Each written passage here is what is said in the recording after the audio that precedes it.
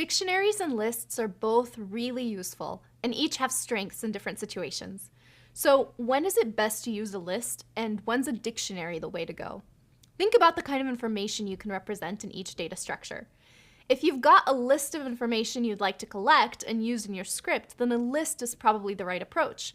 For example, if you want to store a series of IP addresses to ping, you could put them all into a list and iterate over them. Or if you had a list of host names and their corresponding IP addresses, you might want to pair them as key values in a dictionary.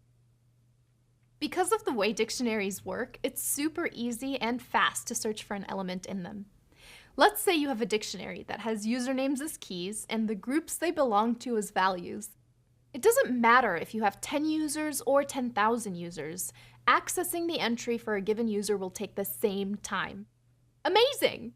But this isn't true for lists. If you've got a list of 10 elements and you need to check if one element is in the list, it'll be a very fast check.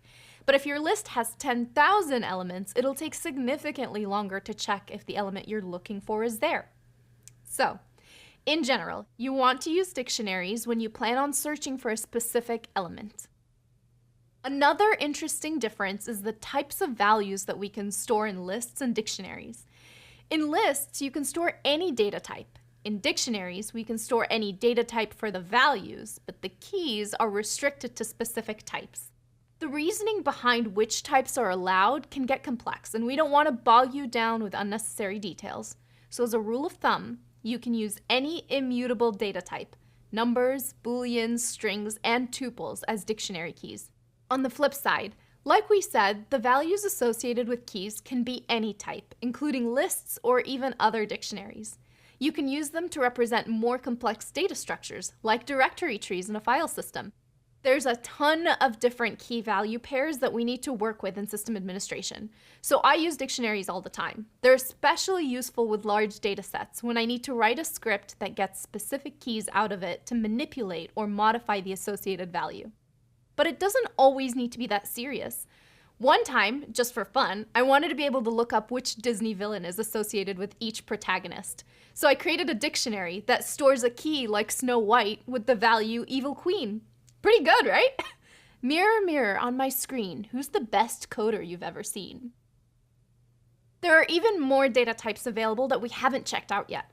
One of these data types is a set, which is a bit like a cross between a list and a dictionary. A set is used when you want to store a bunch of elements and be certain that they're only present once. Elements of a set must also be immutable. You can think of this as the keys of a dictionary with no associated values. Or you could see it as a list where what matters isn't the order of the elements, but whether an element is in the list or not. Wow, we've covered a lot and we've still only scratched the surface of what dictionaries can do in your scripts. As you progress in your IT career, you'll come across a lot of situations where a dictionary is the easiest way to organize your data. If you're interested, you can learn more about dictionaries in the official documentation. You'll find links to this in the next reading.